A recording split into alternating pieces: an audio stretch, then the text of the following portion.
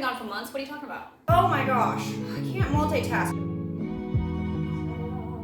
Speaking of not wasting like I did earlier.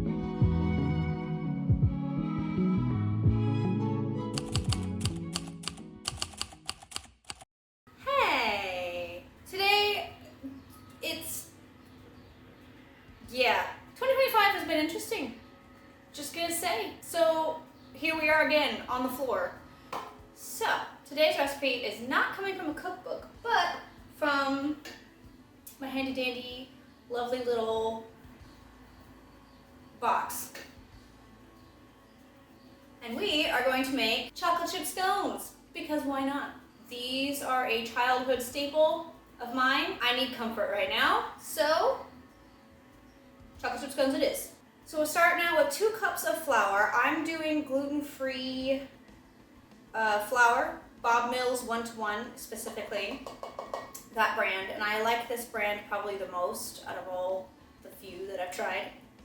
And I figured, kind of mirroring the last video, I was curious about history of scones. I have an old video about scones and the history of it, but thought I would condense it for you, update it a little bit for you today.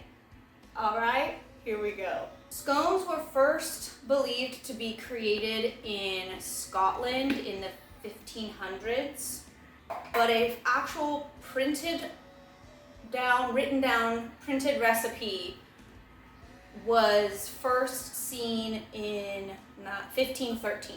Scones are related to the ancient Welsh tradition of cooking small round yeast cakes on a griddle or a stone over an open fire.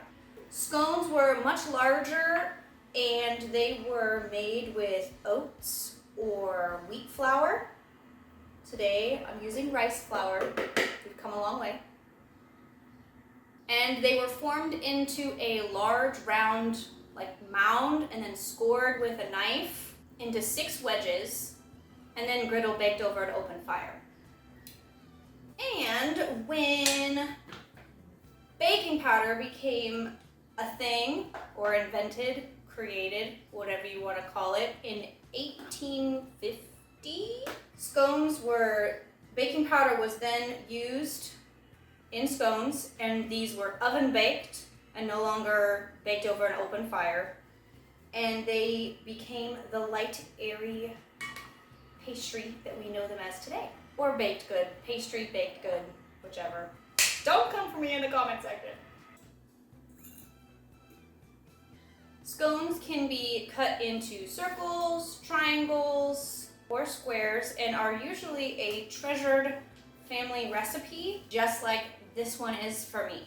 Now, I don't think this was passed down from my grandmother to my mom. I believe my mom, I think she found this in some kind of newspaper clipping, cut it out, and then pasted it on this card. The index card does say copyright 1980. Sounds about right. But it's just so you can just tell it's been well loved. Mini-me loved sitting at the dining room table in the mornings doing my schoolwork, and I would get so excited whenever she would say, "Hey, I'm making scones for breakfast." I'd be like, "Yes, score." I don't think my sister really cared for this recipe. I mean, I feel like she's indifferent about it, but to me, it is one of my favorite recipes as a child and now, and it is my go-to recipe for when making scones. Anywho, a scone is considered a pastry and is no longer considered a bread because it is not made with yeast anymore. It can be made with raisins, currants, or dates. And most of the time correct me if I'm wrong, but most of the time they are made plain in England over there and are eaten with preserves, jams, clotted cream, strawberries, fruits, all that good stuff, which sounds amazing. Have never done that before. Am I wrong to assume that maybe it's kind of like a strawberry shortcake? Maybe, I know strawberry shortcake's different, but that aspect of the scone, the strawberries, the cream, Americanized version. Those all sound well and good, but of course, I am not going to do any of those lovely fruits. I'm going to do good old chocolate chips. Okay, so this recipe, it could sound misleading, but it says you crack a large egg into a measuring cup first. Then you're gonna pour in your milk, or I'm using almond milk, and you're gonna pour it in until it makes 2/3 a cup. So basically you're doing about a half a cup of milk, but the egg is kind of adding the extra volume, I guess. Did I explain that well? I'm sorry if I didn't. 2/3 a cup. Woohoo! I did it! Yay me! Give it a good little mix. So last week, funny story, last week I made a coffee cake, and I'm always one to double check to make sure that I put everything that is required from the recipe in the actual batter. Made a coffee cake, stuck it in the oven. About halfway through of it baking, I realized, crap, I didn't put the 2 eggs that were needed to be in the recipe. So I'm calling my mom or texting her and being like, oh no, it's gonna be super dense. Surprisingly though, it was not dense. So, happy accident, I guess. If you forget to put the eggs in a coffee cake, it may turn out fine still. Ooh, it's gonna be messy.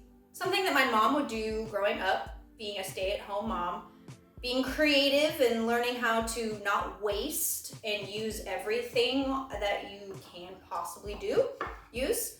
She would, whenever milk would expire, she would put it in a white cylinder container. I think it was from like a Pampered Chef, when Pampered Chef was super popular. You don't care, but I'm gonna tell you anyways. One of these containers that I think you'd make salad dressing in. Anyway, she put the expired milk in that and then put it in the back of the fridge, and then she would use it whenever she made quick breads or muffins or scones and stuff. And it would basically become sour milk, buttermilk, expired, whatever. I don't know, but it would make the best, fluffiest pancakes or scones or breads or whatever. And she would just use it and try not to, waste milk. I did not think this through. I have to knead this on a floured surface. Makeshift counter, just a little bit of flour. What's your favorite childhood comfort food? Oh my gosh, I can't multitask. I didn't even put the freaking chocolate chips. Been touting about chocolate chips this whole time. We're gonna pretend I did this. Here we go. Out of there. The recipe says that this should be a 6x9, whatever you want. You can make them as thick or as thin as you'd like. I wouldn't make them too thick. I'm really good at giving advice. Okay, so it doesn't have to be perfect unless you want it to be. So I'm going to do three rows and then 1 down the center. I have not preheated my oven. Making my little triangles. Okay, woohoo! Now before you put them on your baking sheet to bake, I recommend doing this step now. Sprinkle a little bit of sugar on the top.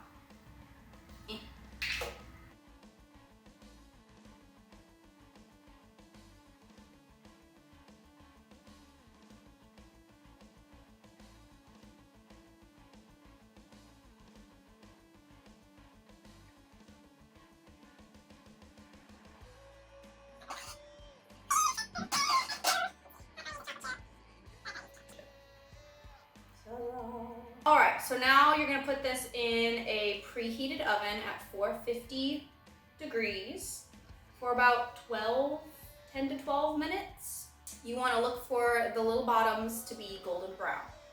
So, I'm gonna pop these in the oven, be right back. Okay, so the oven is almost preheated. We're gonna pop those in. Set myself my timer.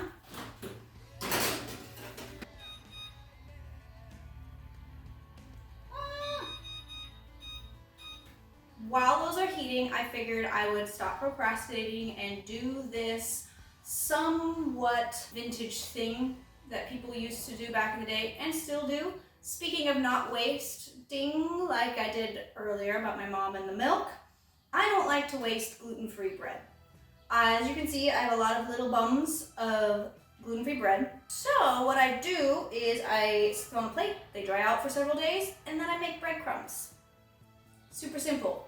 So if I wanted to make breaded chicken, if I wanted to make Parmesan breaded chicken, chicken nuggets, anything like that, thank you. I have all of the breadcrumbs that I need right here. I don't have to go out and buy pre-made breadcrumbs that have a bunch of preservatives in it. Why they decided to put an electrical outlet way over here for me and not close to my oven, I don't understand.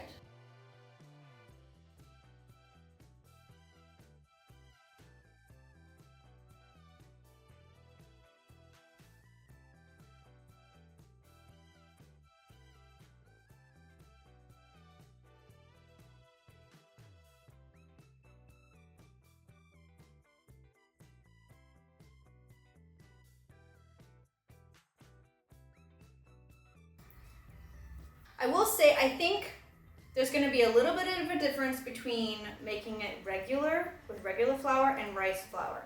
Let us try. Very, very good. Now, are you guys big debaters? I'm not a huge debater, but I'm like, if you think it's that way, that's fine. I'm not going to get all emotionally charged, but there's the debate about scones and the pronunciation of it. So what are you guys for? Are you for scone like tone or scone like gone? Which one are you? I obviously have been pronouncing it scone the whole time. I'm also, maybe it's an American thing, not sure, but let me know what you guys think. And what do you guys call it? I call it scone. Wow, now I'm backpedaling. Scone. Yes. I do think it's interesting that the late queen, rest in peace, she weighed in on this debate, and no one really had an answer, but I love that she weighed in on the debate and said that she pronounces it scone like gone. So she's pretty British. I would tend to be like, okay, well maybe that is how you should pronounce it, but old habits die hard. Do you guys have a preferred scone filling? Do you like to eat it plain or do you put blueberries in it? Anywho, thank you for joining me for another edition of Food on the Floor. Sorry it took so long. I hope you all have a wonderful week and I will see you on the next one. Bye. Does the off the shoulder thing now. How do people do that? They live like this. I don't know how do you do that? I can't. Both have to be covered.